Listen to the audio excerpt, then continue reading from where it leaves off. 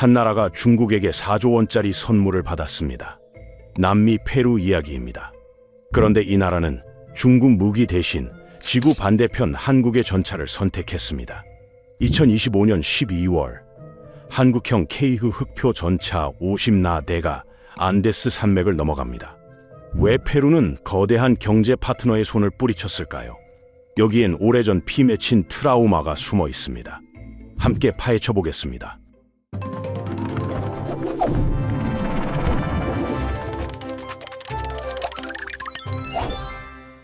2024년 11월 페루의 수도 리마 북쪽 72km 지점에서 거대한 항구가 문을 열었습니다. 이름은 창카이항입니다. 중국이 무려 35억 달러, 우리 돈으로 약 4조 6천억 원을 쏟아부은 초대형 항구입니다. 중국 국가주석 시진핑이 직접 화상으로 개항식에 참석했고 페루 대통령과 함께 테이프를 끊었습니다. 이 정도면 두 나라 사이가 얼마나 가까운지 느껴지실 겁니다. 창카이항은 단순한 항구가 아닙니다. 중국의 1대1로 전략에서 남미의 핵심 거점이기도 합니다. 1대1로란 중국이 아시아, 유럽, 아프리카를 연결하는 거대한 물류망을 구축하는 사업입니다. 창카이항은 그 그물망의 남미 쪽 끝자락에 해당하죠. 수심이 18m나 되는 심해 항구라서 세계에서 가장 큰 컨테이너 선도 들어올 수 있습니다. 이 항구를 이용하면 남미에서 중국까지 운송 시간이 40일에서 23일로 줄어듭니다. 거의 절반 가까이 단축되는 셈입니다. 페루 정부는 남미의 싱가포르가 되겠다고 선언했습니다. 당연히 중국은 페루의 무기고도 자국산으로 채우길 기대했습니다. 경제적 영향력을 군사 분야까지 확장하려는 것은 강대국의 기본 전략이니까요. 실제로 중국은 오래전부터 페루의 자국산 전차를 열심히 홍보해왔습니다. 그런데 놀라운 일이 벌어졌습니다. 창카이항 개항과 한 달 뒤인 2025년 12월 9일, 페루는 한국과 방산 총괄 합의서를 체결합니다. 한국의 이두 흑표 전차 54대, K80, 8윤형 장갑차 141대, 총 195대의 한국산 지상 장비를 도입하겠다는 내용이었습니다. 계약 규모만 2조 원을 넘습니다. 중남미 역사상 최대 규모의 방산 거래입니다. 중국이 4조 원으로 만들어준 항구 개항식 직후에 페루는 2조 원을 들고 한국을 찾아온 것입니다. 이쯤 되면 궁금해집니다. 도대체 왜 페루는 중국의 앞마당에서 한국 전차를 선택한 것일까요? 그 이유를 알려면 2009년으로 거슬러 올라가야 합니다. 2009년 12월 8일 페루의 수도 리마에서 독립기념일을 기념하는 군사 퍼레이드가 열렸습니다. 이날 퍼레이드의 주인공은 페루군이 아니었습니다. 중국이 보낸 신형 전차 MBT-2000 5대가 리마 시내를 당당하게 행진했습니다. 페루 정부 고위 인사들과 시민들 앞에서 위용을 뽐낸 것입니다. 중국은 이 전차를 80대에서 120대까지 페루에 팔려고 했습니다. 퍼레이드는 사실상 대규모 호행사였던 셈입니다. 겉으로 보기에 MBT-2000은 꽤 괜찮은 전차였습니다. 125mm 주포의 현대적인 외형을 갖추고 있었고 무엇보다 가격이 쌌습니다. 페루 육군이 보유한 낡은 소련제 T-55 전차를 교체하기에 적합해 보였습니다. T-55는 1950년대에 설계된 전차입니다. 할아버지 세대 전차라고 보시면 됩니다. 장갑도 얇고 화력도 빈약합니다. 페루군 입장에서는 하루빨리 바꾸고 싶은 골칫덩이였습니다. 그런데 문제가 터졌습니다. MBT-2000의 심장인 엔진이 중국제가 아니었습니다. 우크라이나제 엔진을 장착하고 있었던 것입니다. 엔진은 전차의 가장 중요한 부품입니다. 사람으로 치면 심장과 같습니다. 그런데 그 심장을 중국이 스스로 만들지 못했습니다. 겉은 중국산이지만 심장은 남의 것을 빌려 낀 상황이었습니다. 더 큰 문제는 우크라이나가 이 엔진의 페루 수출을 거부했다는 것입니다. 자동차를 팔겠다고 해놓고 정작 엔진을 만든 다른 회사가 엔진 판매를 막아버린 겁니다. 중국은 자체 엔진을 개발하겠다고 했지만 당시 중국산 엔진은 건조한 사막 지형에서 테스트를 통과하지 못했습니다. 결국 페루 국방장관은 중국 전차 도입을 무기한 보류했습니다. 리마 시내를 당당하게 행진했던 그 5대의 전차는 고스란히 중국으로 돌려보내졌습니다. 퍼레이드까지 벌여 홍보했지만 계약서에 도장 한번 찍지 못한 채 물러난 것입니다. 이 굴욕적인 기억이 페루 군부에 깊이 새겨졌습니다. 중국이 물러난 자리에 다른 후보들이 등장했습니다. 2013년에는 러시아의 T-90S 전차가 리마에서 대규모 시험 평가를 받았습니다. 하지만 이것 역시 최종 계약으로 이어지지 못했습니다. 그렇다면 세계 최강이라 불리는 독일의 레오파르트 전차는 어땠을까요? 레오파르트2는 명실상부한 세계 최고의 전차입니다. 나토, 즉 북대 서양 조약기구 회원국들이 앞다퉈 도입하는 무기입니다. 나토는 미국과 유럽 국가들이 함께 만든 군사 동맹으로 서방 세계의 핵심 안보축입니다. 레오파르트는 우크라이나 전쟁에서도 맹활약하고 있습니다. 그런데 이 명품 전차에는 치명적인 단점이 있습니다. 바로 무게입니다. 레오파르트 227 기준으로 전투 중량이 약 67톤에 달합니다. 일부 최신형은 70톤을 넘기기도 합니다. 70톤이 어느 정도인지 감이 안 오실 수 있습니다. 대형 버스가 약 15톤입니다. 레오파르트 한 대가 대형 버스 4대 이상의 무게인 셈입니다. 페루의 지형을 생각해 보겠습니다. 페루는 안데스 산맥이 관통하는 나라입니다. 안데스 산맥은 평균 고도 4,000m가 넘는 세계에서 가장 긴 산맥입니다. 페루 국토의 상당 부분이 이 험준한 산악 지형입니다. 좁은 산길, 가파른 경사, 그리고 오래된 다리들이 즐비합니다. 70톤짜리 전차가 다니기엔 너무나 가혹한 환경입니다. 페루의 많은 교량은 이런 초중량급 전차를 견딜 수 없습니다. 다리가 무너지면 전차가 고립되고 작전 자체가 불가능해집니다. 아무리 화력이 세고 장갑이 두꺼워도 전장에 도착하지 못하면 아무 소용이 없습니다. 레오파르트는 유럽의 넓은 평야에서는 무적이지만 안데스의 험한 산길 앞에서는 힘을 쓰지 못했습니다. 비유하자면 이런 겁니다. 아무리 비싼 스포츠카라도 좁은 골목길에서는 경차보다 불편합니다. 명품도 지형 앞에서는 고개를 숙여야 했습니다. 그렇다면 페루에게 필요한 전차는 어떤 조건을 갖춰야 할까요? 가볍되 화력은 강해야 하고 험한 지형에서도 제 성능을 발휘해야 합니다. 바로 이 조건에 딱 맞는 전차가 있었습니다. 한국의 K2 흑표가 등장합니다. K2의 전투 중량은 56톤입니다. 레오파르트보다 14톤 이상 가볍습니다. 그런데 단순히 가벼운 것이 강점의 전부가 아닙니다. K2에는 세계 최초로 도입된 특별한 기술이 있습니다. 바로 반능동 유기압식 현수 장치입니다. 영어로 줄여서 ISU라고 부릅니다. 이름이 어렵게 느껴지실 텐데 차근차근 설명해 드리겠습니다. 현수 장치란 전차의 바퀴와 차체를 연결하는 서스펜션입니다. 자동차로 치면 충격을 흡수하는 스프링과 비슷한 역할을 합니다. 일반 전차들은 토션바라는 금속 막대를 사용합니다. 단순하고 튼튼하지만 차체의 높이나 자세를 바꿀 수 없습니다.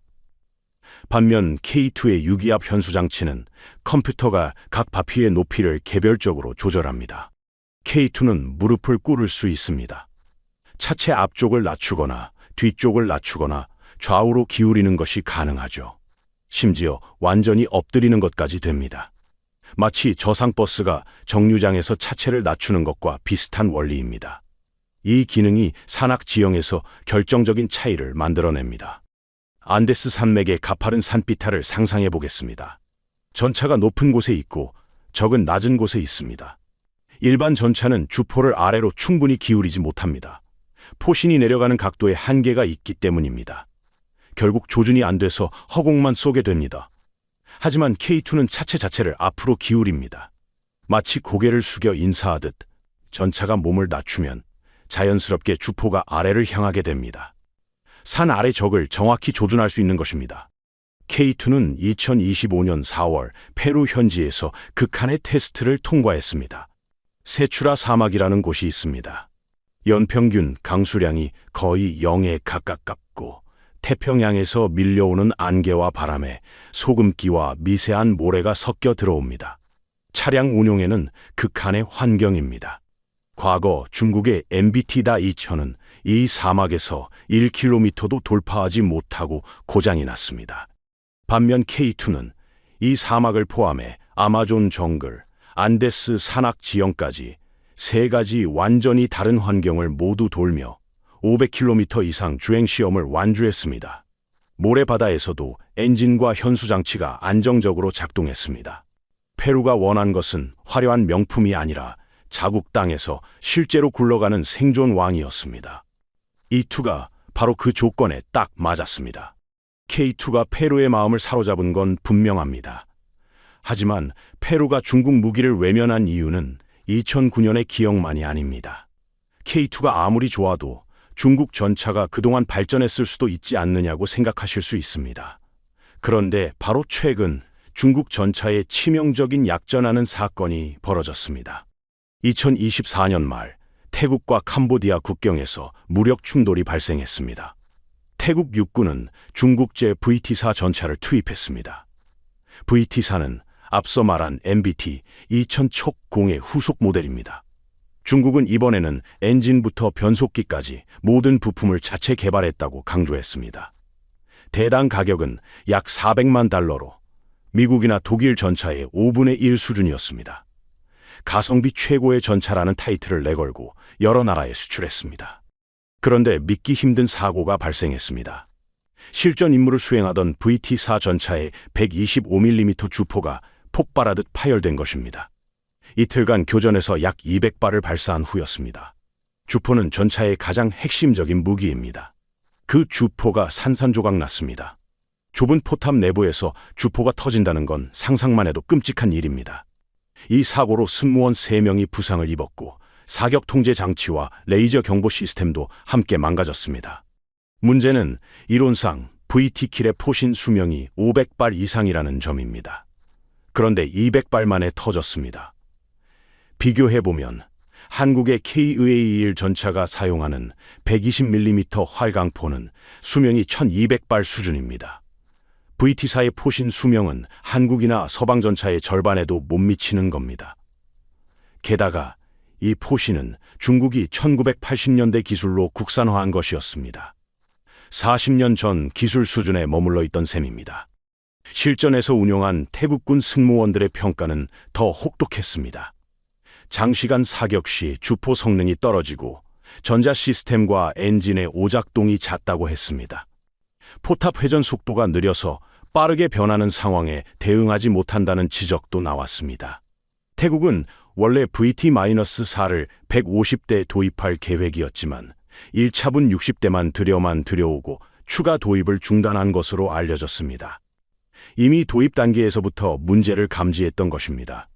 이 소식은 페루군 당국에도 빠르게 전해졌습니다.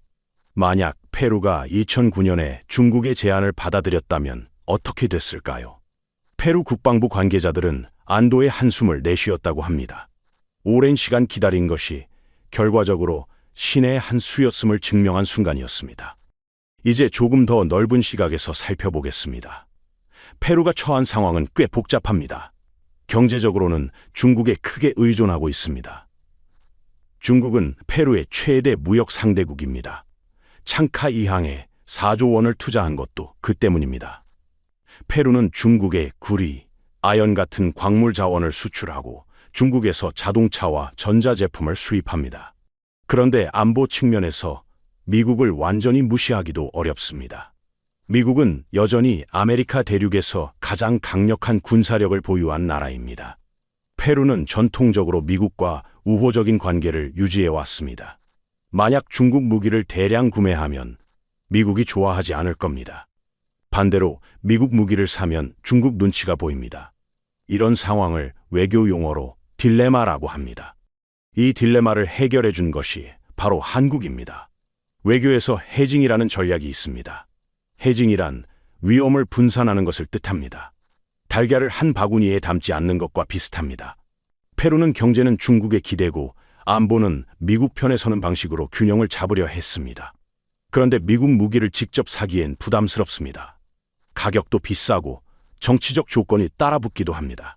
중국 무기는 앞서 본 것처럼 품질 문제가 드러났습니다. 한국 무기의 가장 큰 장점은 미국 무기와 호환된다는 점입니다. K2 전차는 나토 표준 120mm 활강포를 사용합니다. 활강포란 포신 안쪽에 홈이 없는 대포를 말하는데 현대 전차들이 주로 사용하는 방식입니다. 미국의 M1 에이브람스, 독일의 레오파르트와 탄약을 공유할 수 있습니다. 미국 주도의 군사 동맹 체계에 자연스럽게 편입될 수 있다는 뜻입니다. 동시에 한국은 미국처럼 정치적 간섭을 하지 않습니다. 무기를 팔면서 민주주의나 인권 문제를 조건으로 내걸지 않습니다. 빠른 납기와 합리적인 가격, 기술 이전까지 제공합니다. 이것이 페루뿐 아니라 폴란드, 동남아시아 국가들이 한국 무기에 열광하는 진짜 이유입니다. 그렇다면 이번 계약은 단순히 전차 몇 대를 파는 것에 그칠까요? 아닙니다. 여기엔 더 큰 그림이 숨어 있습니다. 이번 계약의 규모를 다시 정리해 보겠습니다.